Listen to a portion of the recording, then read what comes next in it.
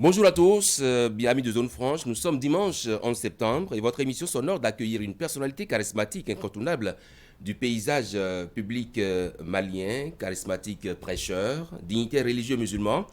L'homme occupe le devant de la scène ouest-africaine avec ses prises de position parfois en désaccord avec les pouvoirs publics et la communauté internationale, bien souvent incompris, mais droit dans ses bottes. Encore en mémoire, le Forum de Bamako, l'un des colloques les plus importants en Afrique où l'imam a eu le verbe incisif.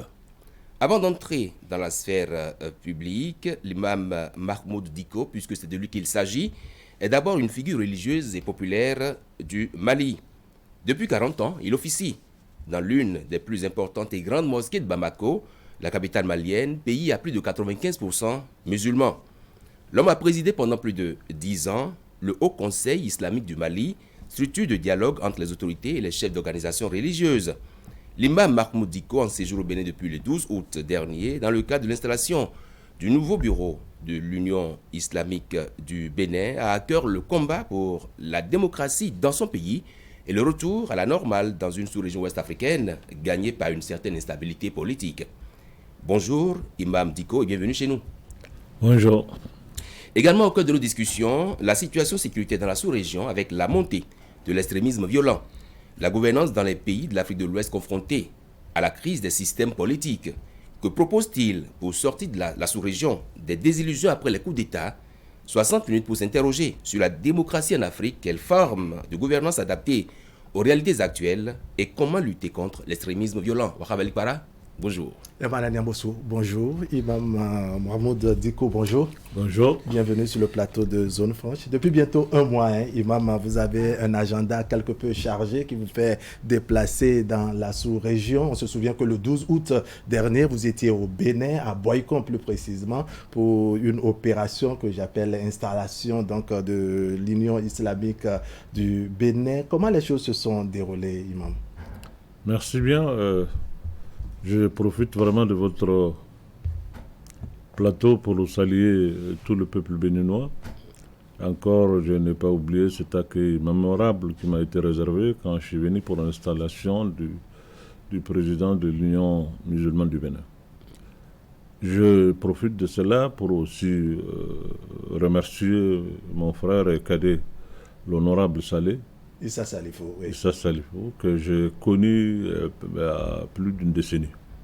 Je l'ai connu pendant que j'étais président du Haut Conseil islamique du Mali, où lui-même a passé pour venir là-bas et nous avons collaboré ensemble pour l'installation de Sunna TV Savannah au Mali. C'est ça.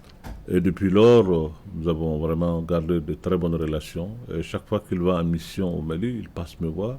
Et ça a créé une grande sympathie entre nous.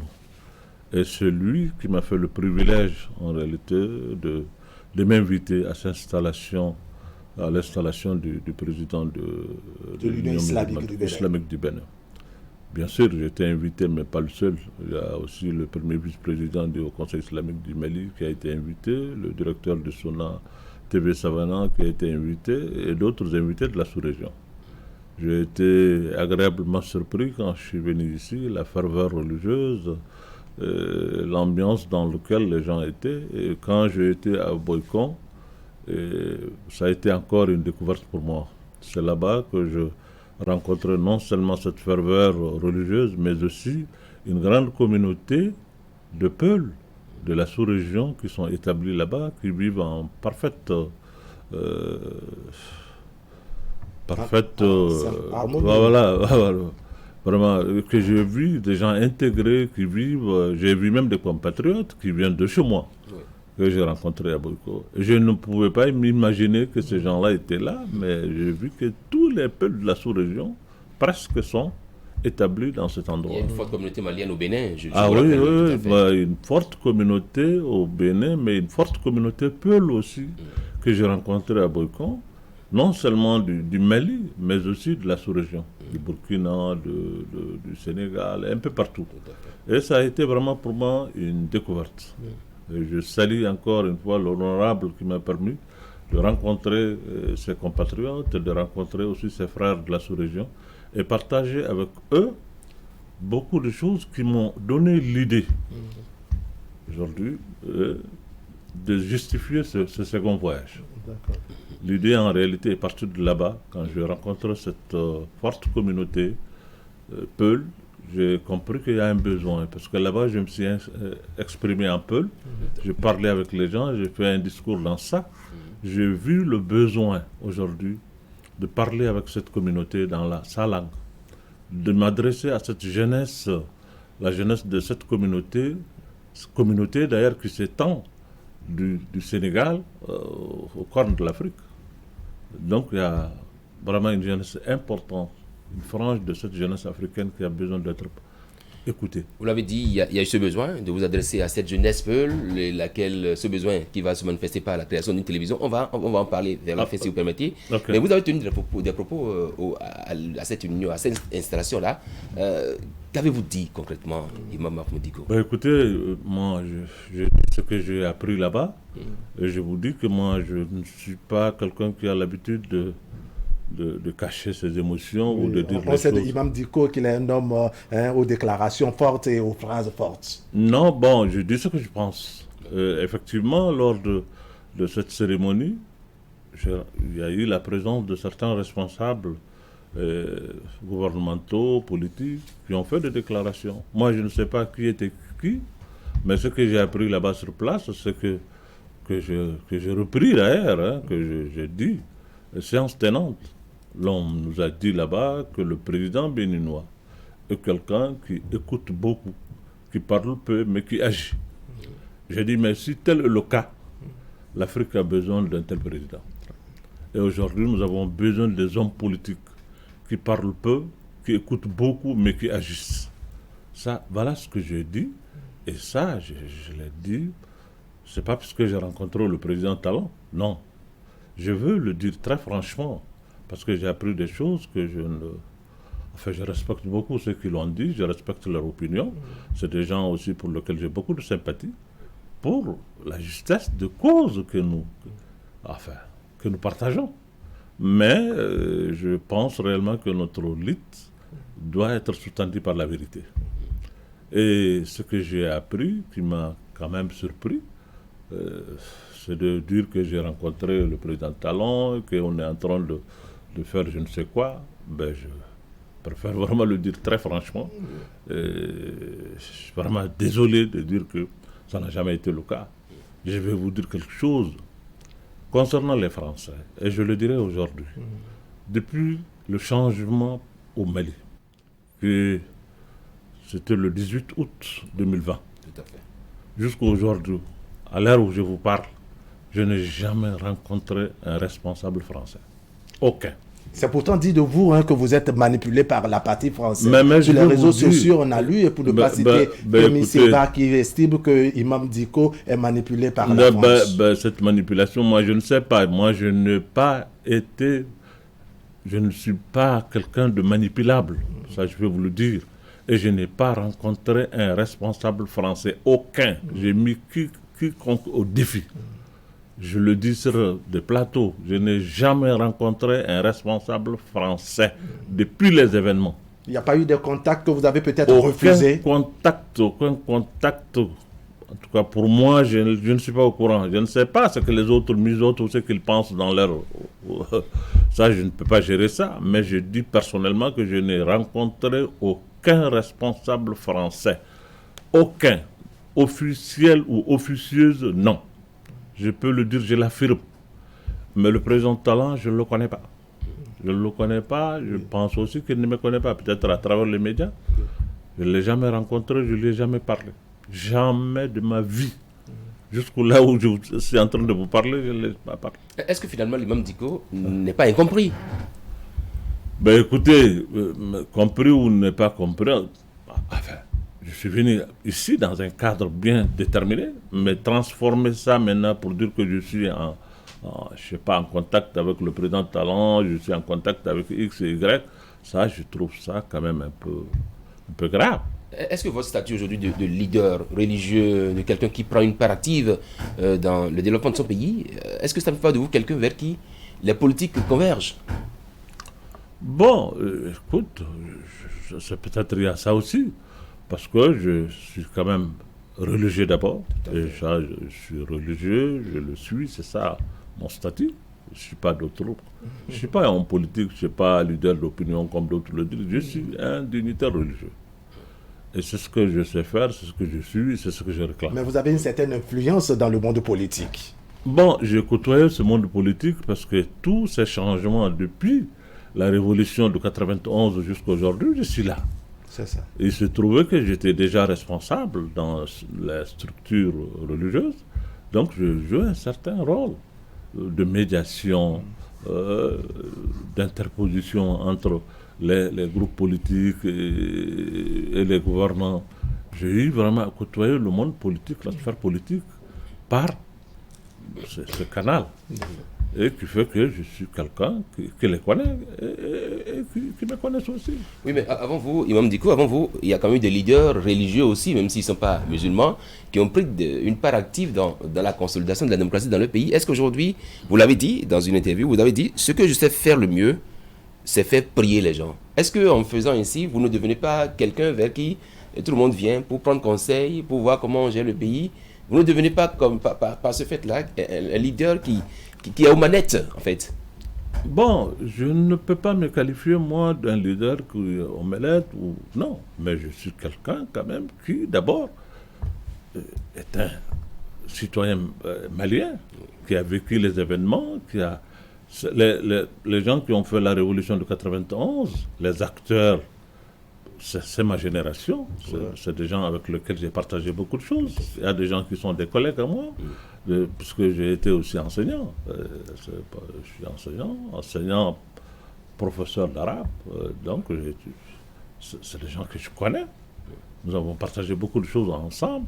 Nous sommes de la même génération, nous sommes de la même époque, et ça fait qu'il y a des liens entre moi et beaucoup de gens. Beaucoup de gens, et ça, c'est une réalité. Et aujourd'hui, cette génération montante, c'est des gens que nous avons vus grandir sous nos yeux, qui sont là, avec lesquels nous avons partagé des choses. Mais cela ne fait pas de moi quelqu'un qui est incontournable, quelqu'un que tout le monde doit, par lequel tout le monde doit passer. Non, pas du tout.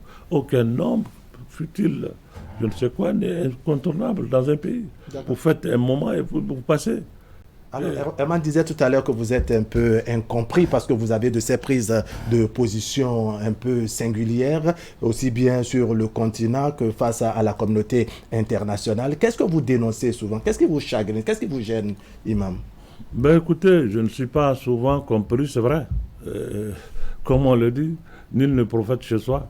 Et généralement, les hommes qui viennent pour essayer de faire le changement ne sont pas compris au début.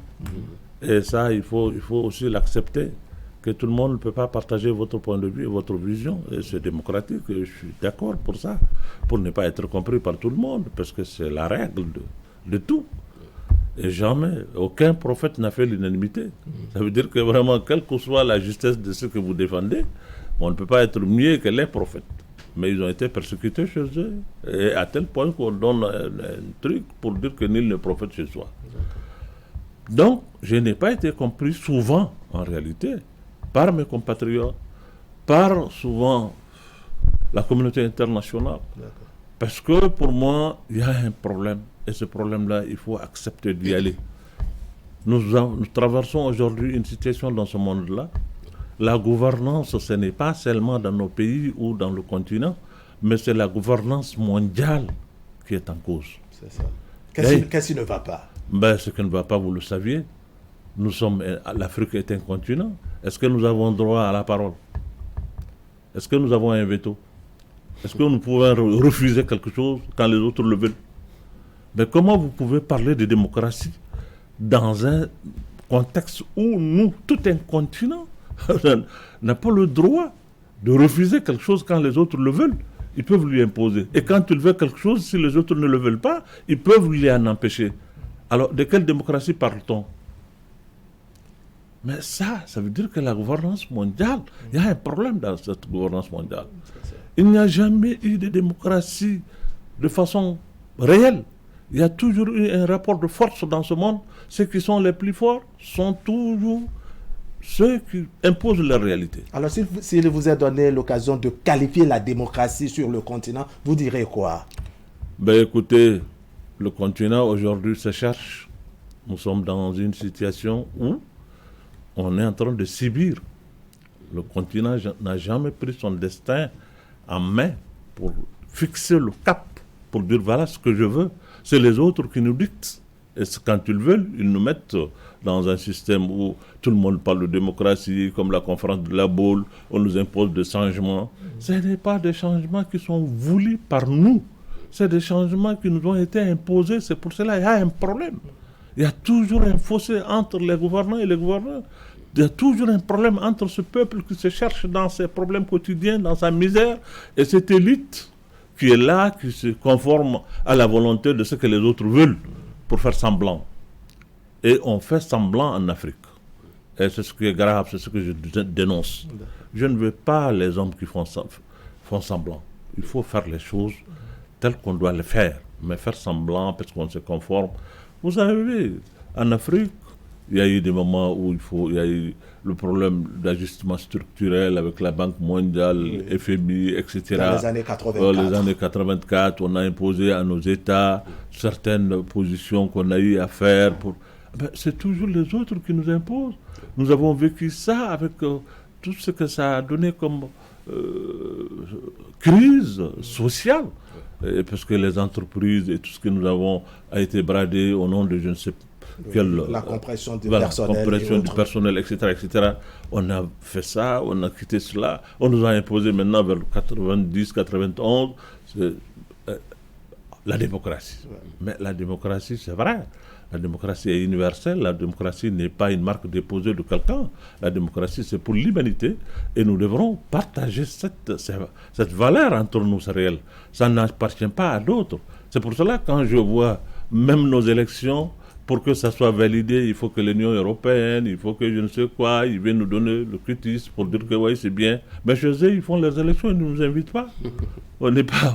Alors, comment faire, Imam Mahmoud Dicko, comment faire pour obtenir cette forme d'unanimité ou de cohésion au sein du continent africain pour qu'il y ait, je dirais, des positions fortes face à ceux qui veulent nous imposer, je dirais, des méthodes et des systèmes? Mais bien sûr, c'est pour cela que j'ai été sidéré quand j'ai écouté la déclaration de mon cadet, que j'ai beaucoup respecté, pour lequel j'ai beaucoup d'estime, et qui est en train de mener un combat que je trouvais noble. Mais quand j'ai été moi-même victime de certains propos qui dénotent d'une certaine, vraiment, incohérence dans ce qui se fait, parce que quand quelque chose n'est pas vrai, et vous le dites demain, vous me mettez à douter de tout ce que vous allez dire après. Parce que moi, je sais que ça, au moins, ce n'est pas vrai, parce que je n'ai pas rencontré le talent, je ne l'ai jamais rencontré. Je ne le connais pas. Pas du tout.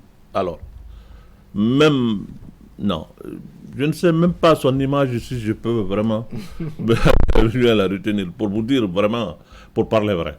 Alors, quand l'élite politique africaine, ceux qui gouvernent et ceux qui s'opposent, alors, vraiment, sont dans ce que je vois aujourd'hui, ça me laisse un peu perplexe. Et je deviens un peu pessimiste, malgré que je suis un homme de nature optimiste. Je crois toujours qu'il faut y aller et qu'on va obtenir quelque chose. En Afrique, le problème que nous avions, c'est le problème de l'élite africaine. C'est l'élite qui a failli. Et c'est la faillite de l'élite qui explique la faillite du système africain. Mais on vous dira que l'élite a été formée par un système qui nous a été également imposé. Bien sûr que oui. Puisque nous parlons français, bien sûr que vous et moi, c'est pas notre langue. Mais tout cela aujourd'hui doit être mis sur table pour regarder qu'est-ce qu'il faut faire. Qu'est-ce qu'il faut faire et comment il faut le faire. Moi, je ne suis pas le genre de personne qui pense qu'il y a des modes, maintenant, on se met, on est contre X, on est contre Y, on n'est pas avec les Français, on n'est pas avec les Américains, on n'est pas avec les riches, on n'est pas... Non, je pense qu'il faut faire les choses avec beaucoup de méthodes. Beaucoup de méthodes et beaucoup de réalisme. Alors, est-ce que ce n'est pas gênant, Imam Dicko, qu'après plus d'une cinquantaine d'années, plus de 60 ans donc d'indépendance sur le continent, on en soit encore là et qu'on n'ait pas des révolutionnaires qui se réveillent de manière à ce que la situation du continent africain soit améliorée? Vous savez, nous avons eu beaucoup de révolutionnaires que je salue au passage, qui ont fait beaucoup de choses pour leur pays. On travaille très vite à éliminer. Mais bien sûr, parce que quand les choses ne se sont pas faites de façon méthodique, et on le fait avec orgueil, le cœur, et pas l'esprit, la raison, difficilement vous pouvez poser des choses durables. Nous avons besoin d'une révolution, c'est vrai, mais pas d'une révolution spontanée, d'une révolution qui crie quelques jours et puis ça disparaisse. Non. Nous avons besoin de poser les jalons, véritables jalons, d'un développement de notre continent dans un système mondial aujourd'hui qui nous impose de revoir notre façon de voir les choses. Nous allons partir, que nous veuillons ou non, vers un nouvel ordre mondial, c'est sûr. Ce désordre qui est créé maintenant va nous donner un nouvel ordre mondial, parce qu'après chaque désordre mondial, il y a un nouvel ordre mondial qui va s'installer. Et dans ça, quelles sont nos marques, nous? Moi, j'observe nos dirigeants. Je vois notre élite. J'écoute ce qu'ils disent sur les plateaux. Je vois ce qui s'agite, qui défend l'Afrique ou qui sont contre l'Afrique. Je pense réellement qu'aujourd'hui, la situation mondiale, la marche mondiale doit nous imposer une façon, une approche un peu plus originale. Voilà. Ce n'est pas en rejetant tout le monde, en disant qu'on est avec personne. Non. Non, ce n'est pas avec ça. Vous conseillez juste de savoir trier, c'est ça? Savoir, être pragmatique. Savoir, aujourd'hui, parce que c'est ce qu'on observe. À travers le monde aujourd'hui, il n'y a plus d'idéologie, c'est terminé. Toutes les doctrines qui ont eu à gérer le monde là sont aujourd'hui caduques. Ça n'existe plus. Il n'y a plus de capitalisme, il n'y a plus du socialisme, il n'y a plus... Non, tout ça là, c'est terminé. Imam Dicko, vous avez été acteur du changement au Mali. Dites-nous, qu'est-ce qui s'est passé? Non, sans balai. Ben écoute, nous sommes en marche. Dans un changement, il y a tout ça. Il ne faut pas se précipiter. Ce n'est pas parce qu'aujourd'hui, nous avons cherché le changement et qu'il y a des problèmes qu'on pense que, bon, c'est les problèmes qui vont demeurer. Non. Chaque fois que vous posez un acte, il y a un problème, ben vous êtes là pour chercher aussi une solution à ce problème. Je pense réellement que le changement était nécessaire. Et nous l'avons fait, ce changement. C'est réel. Qu'est-ce qui n'allait pas? Qu'est-ce qui n'a pas marché pour que vous proposiez un changement que vous avez fini par obtenir, s'il faut le dire? Ben, ce qui n'a pas marché, c'était la gouvernance. Vous savez, celui qui était là était un frère et un ami. Vous êtes quelque peu gêné par le mode de gouvernance, hein? Ben, bien sûr. Tout le problème que l'Afrique a aujourd'hui, et voire même le monde, c'est un problème de gouvernance. C'est pour cela que je parlais de la gouvernance mondiale, dans laquelle il y a tellement d'inégalités, d'injustices. Et c'est ce qui se reflète aussi dans notre continent. La gouvernance est une gouvernance catastrophique dans tous les pays du continent, ça il faut le dire. Les gens s'agitent, tout le monde cherche à améliorer un tout petit peu, tant bien que mal. C'est bien qu'on cherche à améliorer, qu'on cherche à faire quelque chose. Mais tous ces problèmes auxquels on est en train de faire face aujourd'hui sont en réalité le résultat d'une gouvernance. Chaque fois que moi depuis que j'étais président du Haut Conseil islamique, et où les crises ont commencé dans notre pays, chaque fois que je reçois une délégation, que ce soit l'Union européenne, les Nations Unies, les autres, chaque fois que je reçois une délégation, la première des choses que je leur dis, les crises que nous avions sont d'abord des crises vraiment de gouvernance. C'est des problèmes de gouvernance. Nos gouvernants ont des problèmes. C'est des trucs conjoncturels qu'on fait. On essaie de s'adapter à ce que les autres disent. On copie des modèles qui ne sont pas adaptés aux réalités du terrain, c'est ça? Non seulement ce n'est pas adapté, mais ce n'est pas bien. Le modèle, là, ça n'appartient à personne. Hein. Moi, je ne suis pas de ceux qui sont complexés pour penser que les modèles appartiennent. Non, les modèles n'appartiennent à personne. Ça appartient à l'humanité. Ça appartient à ceux qui savent l'adapter à leur situation. Mais qu'est-ce qui fait la difficulté de l'Afrique de l'Ouest à s'adapter à ce modèle-là? On assiste à des coups d'État et au lendemain des coups d'État à des désillusions. Il faut C'est-à-dire les nouvelles autorités viennent avec des déclarations fortes, des promesses, comme quoi elles ont la possibilité de changer, d'améliorer la situation des populations, mais après un trimestre ou deux, naturellement, tout le monde ramasse ses illusions. Mais c'est parce qu'on fait croire aux gens que c'est nous qui pouvons. Les responsables disent que c'est eux qui vont changer. Non, c'est pas eux. C'est le peuple qui va changer. C'est avec le peuple qu'il faut le faire. Il ne faut pas vendre des illusions au peuple. Je vais venir, je vais vous faire ceci, je vais faire... Tu le fais avec quoi? Mais sans le peuple, c'est le peuple qui t'a élu, c'est le peuple qui fait, ce n'est pas toi. Mais c'est pour cela que les gens, ils sont désenchantés, parce que quand quelqu'un vient, il vous dit, bon, je veux faire le Bénin, je veux le transformer en chose, en moins de... Et puis tu crois en cela, il vient un an, 2 ans, ça n'a pas transformé, mais il ne peut pas. Il ne peut pas, lui. Il ne peut pas. Mais dès qu'il va commencer, il y a d'autres sons de cloche aussi qui se lèvent. Voilà, il vous a promis monts et merveilles, il n'a rien fait. Hey, venez, c'est moi qui est bien, lui il est mauvais. On est dans ça. D'accord. Et avec ça, on ne peut pas aller. On connaît Est-ce votre que vous combat. pensez, Imam, très rapidement, que les autorités ou les dirigeants sont à l'écoute de ceux qu'ils gouvernent? C'est pour cela que quand j'ai écouté ici, on m'a dit, ça a été dit à ma présence qu'il y a quelqu'un qui écoute beaucoup. J'ai été très enchanté. Moi, j'aime les gens qui écoutent. Parce que pour comprendre, il faut écouter.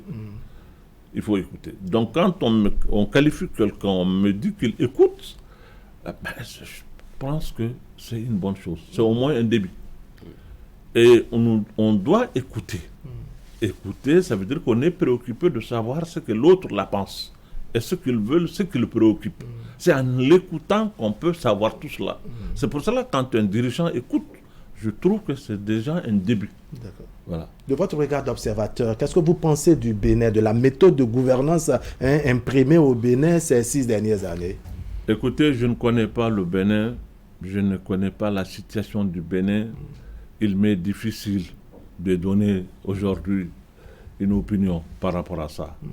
Moi, ce que j'ai dit, c'est des propos qui ont été tenus en ma présence lors de l'installation du bureau. Et que vous pensez qu'il faut que ça puisse faire école dans la sous-région, voilà, c'est-à-dire avoir des autorités qui écoutent. Je dis bien que si tel est le cas, ce qui a été dit, que le président, il écoute beaucoup, il parle peu, mais il agit, je dis, mais ça, nous avons besoin de cela.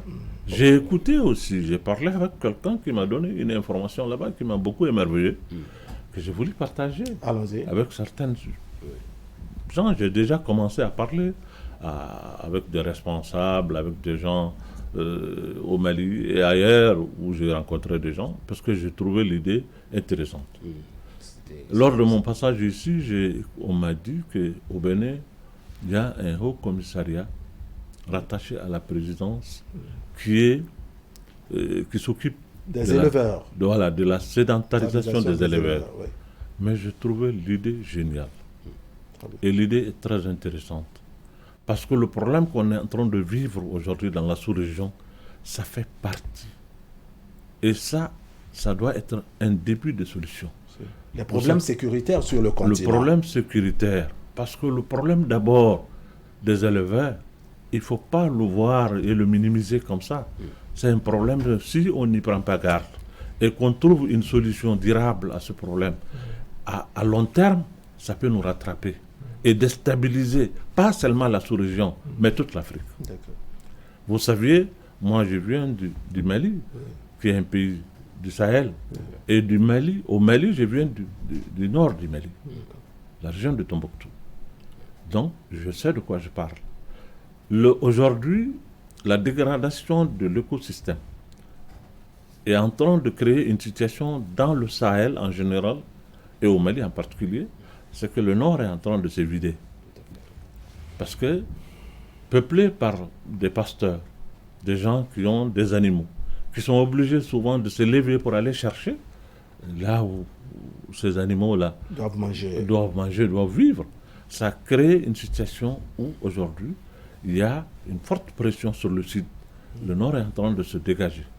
Le cheptel du Mali, peut-être le tiers ou la moitié aujourd'hui, se trouve dans un pays comme la Côte d'Ivoire, comme le Burkina, comme le Ghana, et voire même peut-être au Bénin. Parce qu'aujourd'hui, ces gens-là, ils sont obligés de partir. Alors, donc, c'est une population qui est là, qui finalement n'a pas de statut, les enfants n'ont pas d'acte de naissance. Ils n'ont pas droit d'aller à l'école. Ils sont là en brousse. C'est là-bas qu'ils doivent vivre, parce que c'est des animaux qu'ils ont, qui ne peuvent pas vivre en ville. Donc, ils deviennent, eux, des proies faciles, des cibles faciles à atteindre. Alors aujourd'hui, il y a ces problèmes dans ce djihadisme-là, qui n'est pas seulement idéologique, mais qui est aussi un problème social, un problème de société qu'on n'est pas en train de bien gérer. D'accord, mais il y a une forte communauté, n'est-ce pas, qui est visée souvent dans cette affaire, à tort ou à raison. C'est la communauté Peul, même d'abord les conflits entre éleveurs et agriculteurs, n'est-ce pas? C'est la communauté Peul qui est souvent indexée. Quelle est votre analyse? Mais la communauté Peul est indexée à tort, mais ça peut être expliqué par ces raisons que je suis en train de vous dire. Moi, je comprends que cette communauté, qui est une communauté qui vit du pastoralisme, qui ne peut pas rester sur place. C'est pour cela que je dis l'idée que j'ai écoutée ici. Cette idée de sédentariser les éleveurs, je pense que ça doit être approfondi. Vous savez, le premier qui a pensé à cette idée, c'est le souverain Peul, qui a été le fondateur du royaume théocratique du Massina. Le roi Sékou Amadou. C'est lui le premier qui a pensé que les éleveurs, parce que lui-même était éleveur, Peul, il a pensé que pour faire un royaume, pour faire un pays, il faut quand même se stabiliser. Il a commencé à faire ce travail-là. Mais après lui, je n'ai pas entendu quelqu'un, un responsable quiconque, qui a pensé à cette idée. C'est pour cela que quand je l'ai retrouvé, cette idée ici, ça m'a vraiment enchanté. J'ai dit c'est quelque chose qui doit être expérimenté, qui doit être regardé. Parce que si on ne le fait pas, qu'est-ce qui va se passer? C'est ce que j'ai dit. C'est toute une communauté. Au Mali, nous avons toute une communauté qui sont en train d'immigrer, qui quittent le nord vers le sud, qui deviennent des communautés flottantes qui n'ont pas de statut, qu'on n'arrive pas à... qui ne sont pas recensés, qui n'ont pas... les enfants n'ont pas d'acte de naissance, ils n'ont pas droit à l'école, ils n'ont pas droit à ceci, ils n'ont pas droit à cela. Donc, ils sont là. Il y a des problèmes aussi puisqu'ils viennent s'installer dans des endroits qui ne sont pas leurs endroits naturels. Ça fait tout un cocktail de problèmes. De problèmes. Donc, ils viennent, ils s'installent à côté d'un village, à côté d'un endroit, ils sont là pendant un moment. Le village a besoin de cultiver ces endroits, ils les chassent pour dire que non, il faut aller ailleurs, ici c'est nous. Ben, ils sont là en train d'errer en Afrique. Il faut trouver une solution à ça. Il faut chercher, réfléchir à cela. Et le djihadisme est venu révéler cette faille. Parce qu'aujourd'hui, pour le djihadisme, eux, ils sont des cibles faciles, des proies faciles, auxquelles on peut faire croire des choses. Une forme de lavage de cerveau. De lavage de cerveau. Et pour leur dire aussi que vous êtes victime vous-même d'une injustice de ces gouvernants qui sont là, qui ont besoin de vous seulement quand il faut faire justice soi-même. Soi-même. Et aujourd'hui, avec tout ce qui se passe dans le monde, qui est inondé par les armements qui sont là, pour cela, j'ai dit quelque chose à Boycon quand je répondis. En août dernier. Voilà, je dis, mais la responsabilité est partagée, bien que ce n'est pas justifié, le terrorisme, personne ne peut le justifier. Personne ne peut avoir le droit d'ôter la vie à quelqu'un parce que tout simplement tu n'es pas content de lui. Non. Mais on ne justifie pas le terrorisme. Mais on peut l'expliquer. D'accord. De votre position de leader religieux, n'est-ce pas, comment le message se transmet, n'est-ce pas, à l'endroit, je dirais, des fidèles? Parce qu'au-delà de la communauté Peul, il y a que c'est la religion musulmane qui est également visée. L'islam est visé puisqu'on entend que ces terroristes, avant d'égorger ou de tuer quelqu'un, disent Allahu Akbar, par exemple. Vous voyez, et puis ça crée une forme de stigmatisation aussi bien à l'endroit de la communauté Peul qu'à l'endroit de, je dirais, des fidèles musulmans. Oui, bien sûr.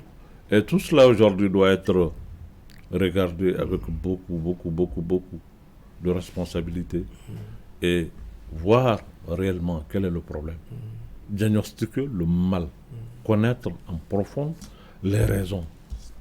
Notre jeunesse, c'est ce que je dis. Quand un jour quelqu'un m'a parlé de Boko Haram, J'ai dit, mais les gens au Nigeria doivent se poser des questions. Nous, en Afrique, on doit se poser des questions. Pourquoi nos enfants, qui sont nos enfants à nous, se transforment je ne sais pas, se transforment en quoi? En diable que personne ne peut contrôler, en monstre incontrôlable. Ils sont nos enfants. Qu'est-ce qui s'est passé? Où est-ce qu'on a failli? Pourquoi nos enfants n'ont trouvé d'autres formes d'expression que de se transformer en monstre qui devient incontrôlable, à qui personne ne peut parler? Pourquoi? Il y a quand même des raisons. Et ces raisons-là, il faut les chercher, il faut avoir le courage de le chercher. C'est pour cela que j'ai demandé à ce qu'on parle avec ces jeunes gens, qu'on dialogue avec ces jeunes gens. Parce que quand je l'ai dit, les gens ont dit non, lui-même, il a peut-être telle idéologie, son approche, il veut vraiment qu'on leur parle, qu'on négocie avec eux. Non, il faut dialoguer. Parce que si vous ne parlez pas avec quelqu'un, vous ne pouvez même pas le citer. Savoir qu'est-ce qu'il veut, qu'est-ce qu'il est, d'où est-ce qu'il veut aller, avant de parler de négociation. Est-ce que l'Afrique n'est pas malade du fait que les réformes sont mal pensées? Parce qu'aujourd'hui, pour prendre le cas le cas du Mali par exemple, où il y a eu ce soulèvement, aujourd'hui on voit ce que c'est devenu. Il ne faut pas trop s'alarmer. Il y a un problème pour le moment, mais ce n'est pas dit que tout est perdu. Moi, j'ai de l'espoir que... La situation est sous contrôle, selon vous? Sous contrôle, pas sous contrôle, je ne sais pas. Mais je suis optimiste. Je pense que on peut trébucher, on peut avoir des trucs, mais on finira par se relever. On ne parle là que du Mali, il y a le Burkina Faso, il y a la Guinée, oui. Pour ne pas dire également le Tchad avec un système un peu voilé. Oui. Aujourd'hui, qu'est-ce que vous proposez concrètement pour que les modes de gouvernance en Afrique soient des modes acceptés de tous et que cette jeunesse dont vous parlez tantôt comprenne vraiment le message de leurs dirigeants? Il faut que les dirigeants aussi soient des dirigeants honnêtes. Le message ne soit pas des messages populistes ou des messages tout simplement pour gagner des élections. Vous savez, nous avons des hommes politiques, mais nous n'avons pas des hommes d'État. C'est le problème que nous avions. L'homme politique, son souci, c'est d'être élu ou réélu. Ça, c'est son problème. Ce n'est pas l'homme d'État. Sans oublier ceux qui veulent s'éterniser au pouvoir aussi. Voilà. L'homme d'État, c'est celui qui pose des jalons pour les générations futures. Ça, c'est des hommes d'État. Et malheureusement, en Afrique, nous avons des hommes politiques. Leur problème, c'est le mandat. Comment je serai élu? Comment je serai réélu? Si je ne suis pas élu. Ou réélu. Voilà, réélu jusqu'à la fin du temps. C'est ça ou rien. Et si je ne suis pas dans ça, il faut que tout se prouve. C'est ça mon problème. Non. L'Afrique a besoin, le continent a besoin qu'on y pense autrement. Voilà. On n'est pas là seulement pour... Non. Une question directe, Imam. Quelle fierté vous tirez-vous aujourd'hui de la situation au Mali? Écoutez, fierté ou pas fier, est-ce que je peux être fier même quand je marche sur l'or au Mali et que le reste de l'Afrique est dans la misère? On ne peut pas parler de fierté aujourd'hui. Non. Si le Mali marche, je marche sur l'or au Mali, et que le reste de l'Afrique, les gens sont dans la misère, je ne peux pas être fier. Et pas seulement l'Afrique, et même l'humanité. Les hommes. Parce que tous les hommes sont mes frères. Tous les hommes sont mes frères. Moi, je ne vois pas la chose en termes seulement du Mali ou de l'Afrique, mais de l'humanité, de l'homme que Dieu a créé, que Dieu a honoré. Cet homme qui subit aujourd'hui ce qui se passe par la force, par la faute des autres hommes. Ce qu'on invente aujourd'hui, les armements de destruction massive, ce n'est pas contre les fauves. Non, c'est contre les hommes. Et c'est l'homme qui prépare ça. On est en train de nous armer partout parce qu'il ne faut pas qu'on se fasse des illusions. Les marchands d'armes ne peuvent pas être les promotions de la paix. Ne peuvent pas être les promoteurs de la paix. Ce n'est pas possible. Un marchand d'armes, son boulot, c'est de vendre l'arme. Vous pensez que lui, il peut être le promoteur de la paix? Non. C'est pas possible. Et c'est ce puisque ça va tuer son commerce. Mais bien sûr, bien sûr, bien sûr, bien sûr. Alors, Imam Toudou, sur ce volet sécuritaire, n'est-ce pas, vous parlez de ce qu'il faut communiquer, il faut, je dirais, dialoguer avec la jeunesse, peut-être parce que le manque d'informations pose problème et par conséquent, vous avez procédé, ma foi, au lancement d'une chaîne, ou la chaîne de télévision Fulfulde, où ce serait la langue Peul qui serait parlée. Quel est l'objectif visé à travers, je dirais, la mise en service de cette chaîne de télévision? Encore une fois, permettez-moi de remercier mon frère et cadet, l'honorable Issa Salifou. De le remercier, très sincèrement. Parce que cette invitation pour venir à Boycon a été pour moi une découverte. Ça m'a donné une inspiration pour penser qu'il y a quelque chose qui manque et il faut trouver ça. J'ai fait un centre au Mali, à Bamako, qui s'appelle Centre de l'imam Diko pour la paix et le vivre ensemble dans les pays du Sahel. Mon objectif, c'est de vraiment contribuer à trouver des solutions pour ces problèmes de la jeunesse et pour ce problème du djihadisme. Et dans ça, je n'ai pas pensé à l'époque à cet outil combien important qu'est la communication. C'est ça. Et quand je suis venu ici où j'étais, je me suis retrouvé dans l'obligation de faire un discours en Peul, en parlant à cette communauté. Et quand le discours que j'ai mis, l'écho que ça a eu à travers le monde, à travers seulement les réseaux sociaux, m'ont permis de savoir qu'il y a quelque chose qui manque, qu'il faut trouver. Et c'est avec ça que j'ai discuté avec le frère honorable Issa Salifou de la mise en place de cette chaîne. Et par la grâce de Dieu, le lancement a déjà eu lieu en Fulfulde, donc nous allons parler en Peul, s'adresser à cette jeunesse, engager aussi un débat doctrinal, parler avec eux, parce que nous avons besoin de ça, inviter des grands savants du monde musulman et qui parlent la langue Peul pour essayer vraiment de conscientiser la jeunesse, d'aller dans le cadre de la lutte contre la radicalisation et l'extrémisme violent.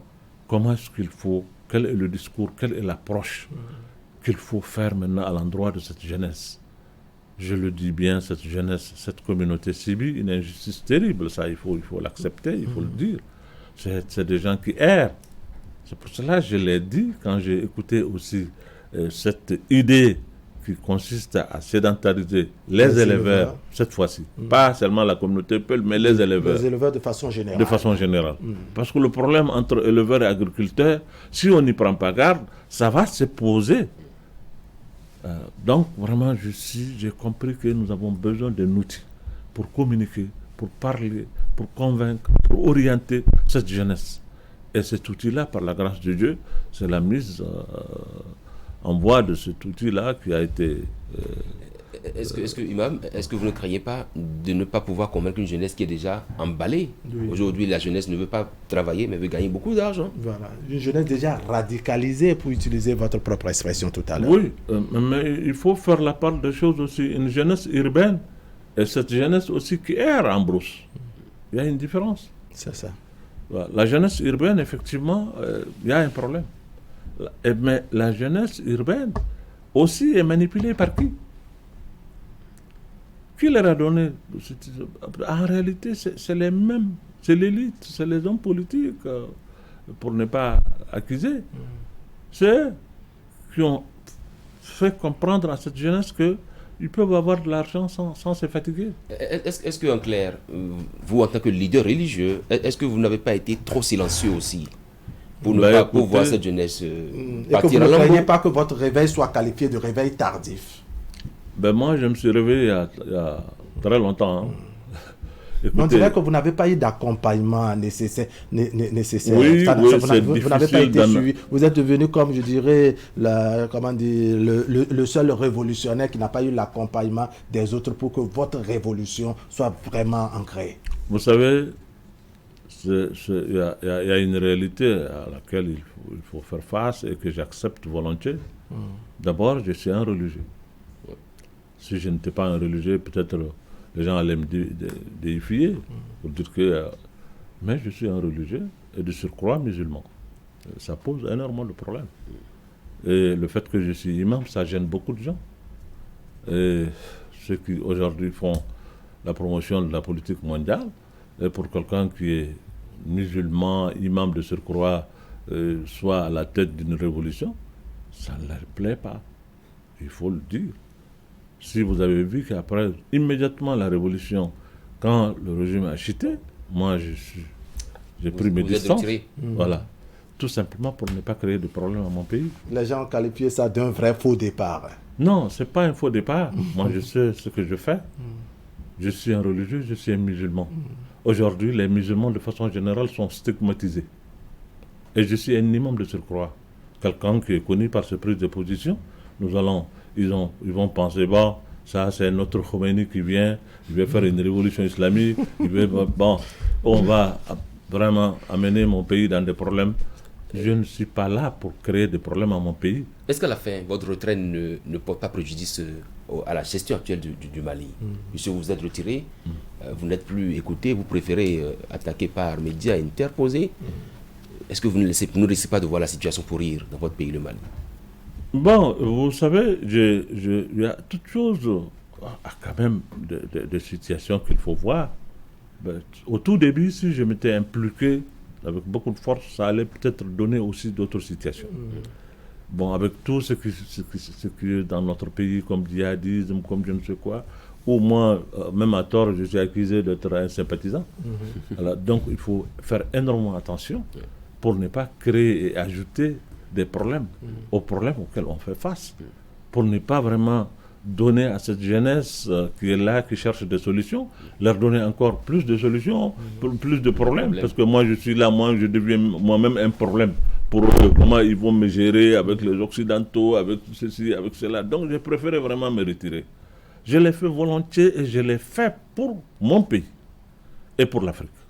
Est-ce que c'est un retrait sincère? Est-ce que vraiment, vous consacrez vraiment à votre vie de religieux? Vraiment, ou de temps en temps, des coups de fil, de temps en temps, vous recevez des acteurs politiques avec qui vous échangez? Ben écoutez, je suis dans mon pays, et tous ces gens qui sont là-bas, beaucoup, c'est mes enfants. Il y a quand même 40 ans que j'officie dans une mosquée. Certains acteurs n'étaient pas nés.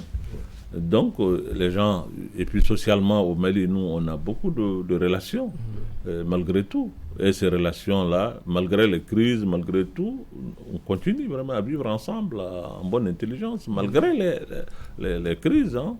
D'accord. Alors, entre-temps, toujours dans votre engagement pour la démocratie au niveau du Mali, n'est-ce pas, il y a des critiques qui ont été formulées à votre rencontre, qu'on a lu bien entendu sur les réseaux sociaux. On pense que vous vous êtes retiré, n'est-ce pas, parce que peut-être le franc CFA est passé par là. Vous avez reçu de l'argent pour peut-être vous retirer, parce que c'est après, n'est-ce pas, avoir posé le diagnostic que vous vous retirez, sans même vous assurer que les réelles solutions seront trouvées face à ce que vous dénoncez par le passé. C'est vrai, c'est peut-être un peu précipité de se retirer, mais la situation était telle que moi, de mon point de vue, je peux me tromper parce que personne ne détient la réalité absolue. Je peux me tromper dans mes analyses, mais je me suis dit en tout cas qu'à l'époque, pour d'abord ne pas gêner aussi la classe politique. Je pensais que moi, je jouais ma partition.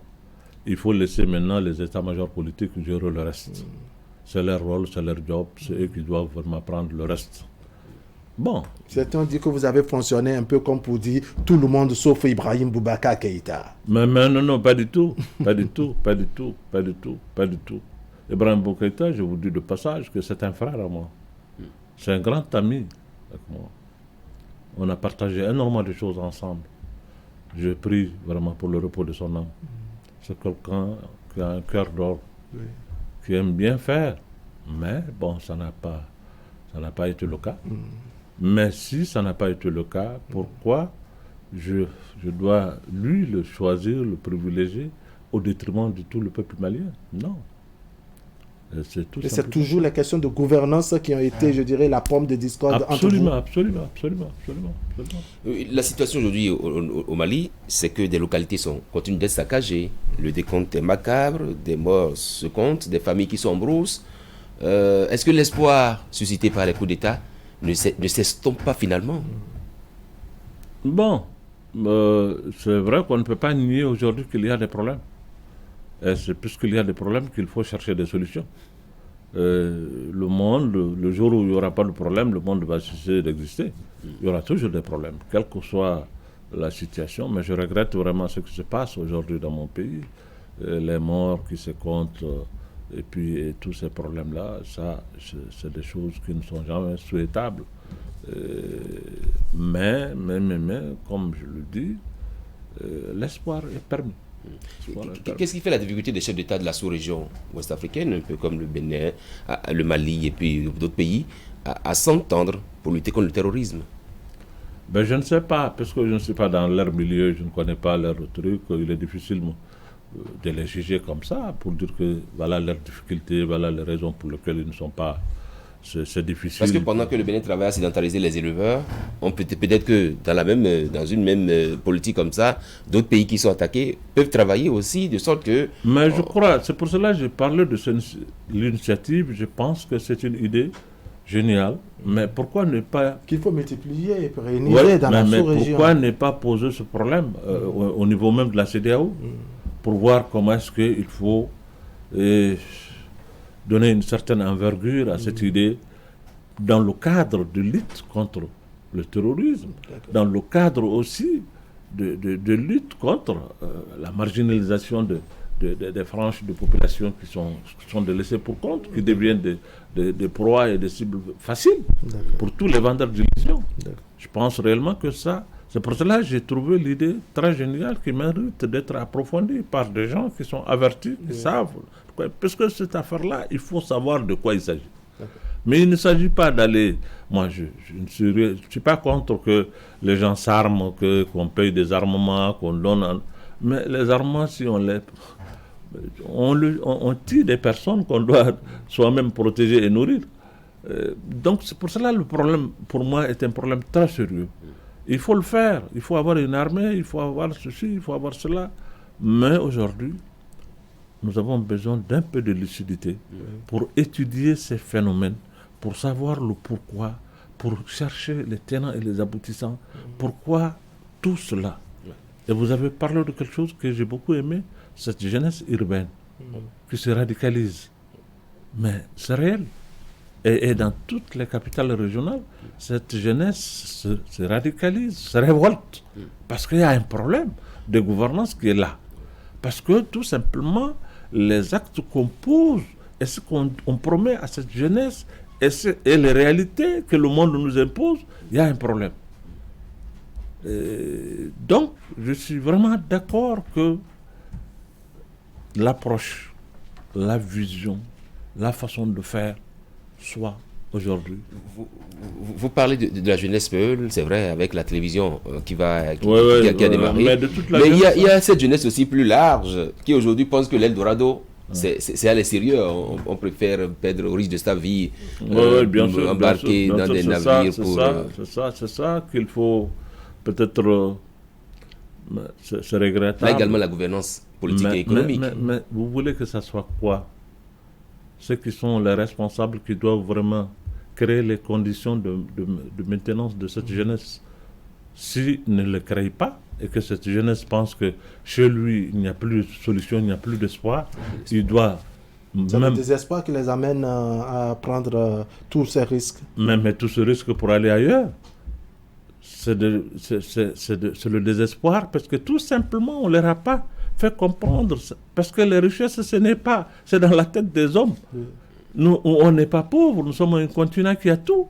Mais maintenant, quand quelqu'un n'est pas orienté, il n'est pas accompagné, mais ça ne suffit pas.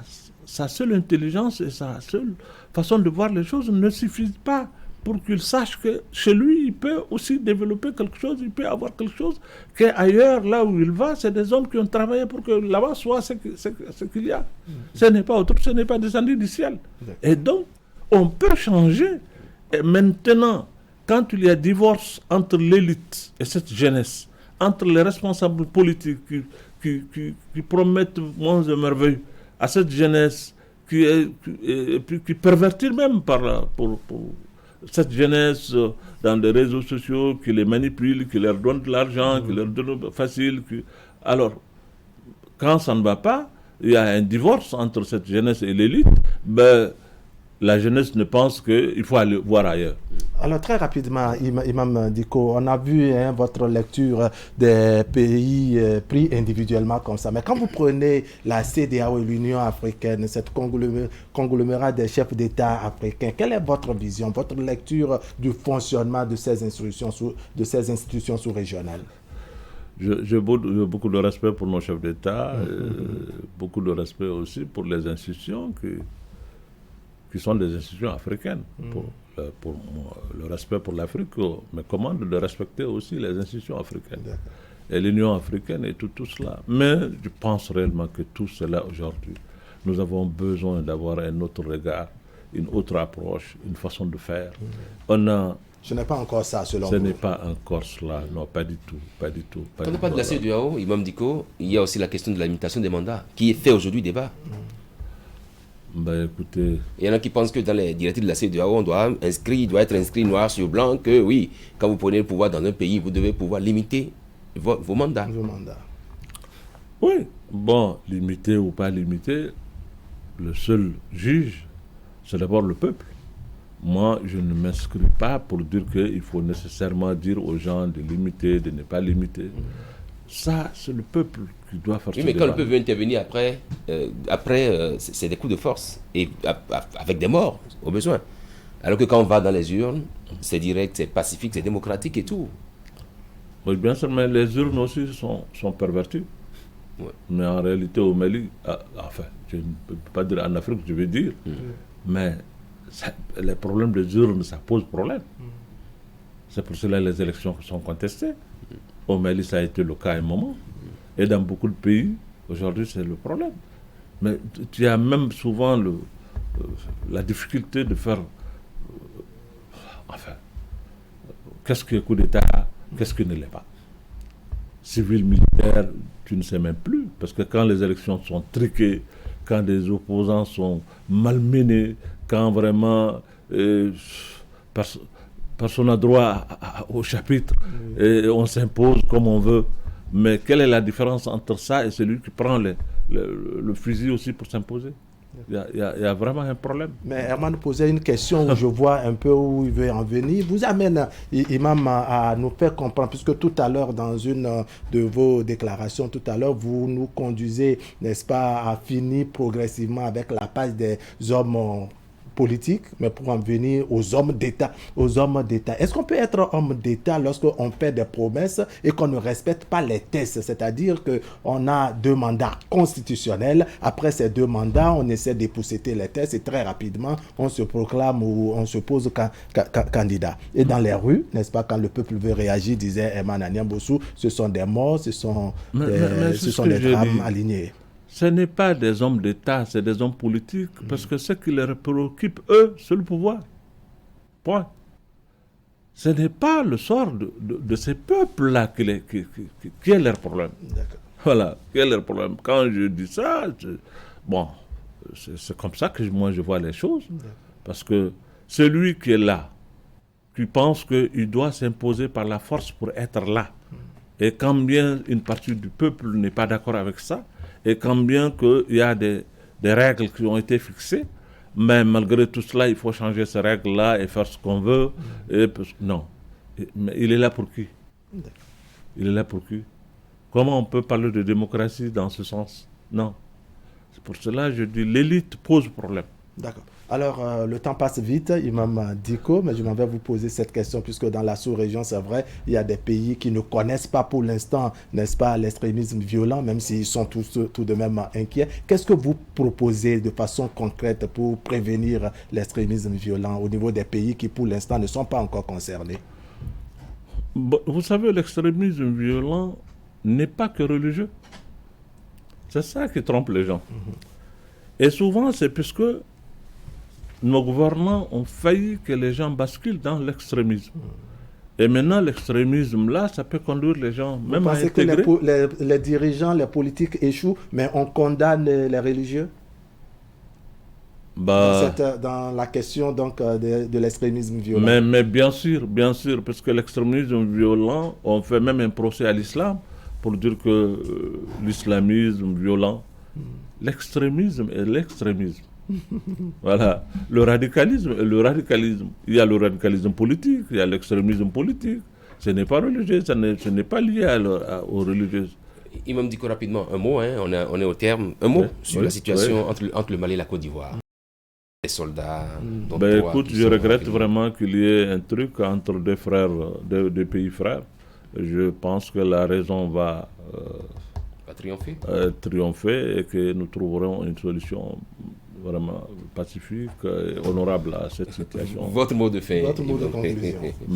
C'est d'abord vous remercier tout le peuple béninois, singulièrement mon frère et cadet, l'honorable Issa Salifou. Il faut vraiment le saluer pour cet acte combien important que je vois venir, parce que ça, je n'ai jamais pensé à cela. C'est grâce à lui, par la grâce de Dieu, que j'ai pensé à cette structure de communication dans nos différentes langues pour cibler la jeunesse aujourd'hui qui est prise en chasse par des vendeurs d'illusions. Et donc je le remercie beaucoup, je remercie tous vos téléspectateurs. Je demande pardon s'il y a eu abus de langage ou excès de langage, parce que ça peut arriver. Moi, je vous remercie bien. Merci, Imam Mahmoud Dicko. Moi, ce que je sais faire de mieux, c'est faire plier les gens. Absolument. Vous l'avez dit en 2020, dans une interview que vous avez accordée à France 24. Merci d'être passé sur Zone Franche. Merci bien. C'est pour cela que je garde toujours l'imam. Oui. Parce que c'est ce que je suis. C'est ça. Merci Imam Mahmoud Dicko. Voilà. Merci beaucoup. Merci beaucoup. On va dire merci également Merci. à nos téléspectateurs. L'information qui continue sur Canal 3 Bénin. Allez, portez-vous bien.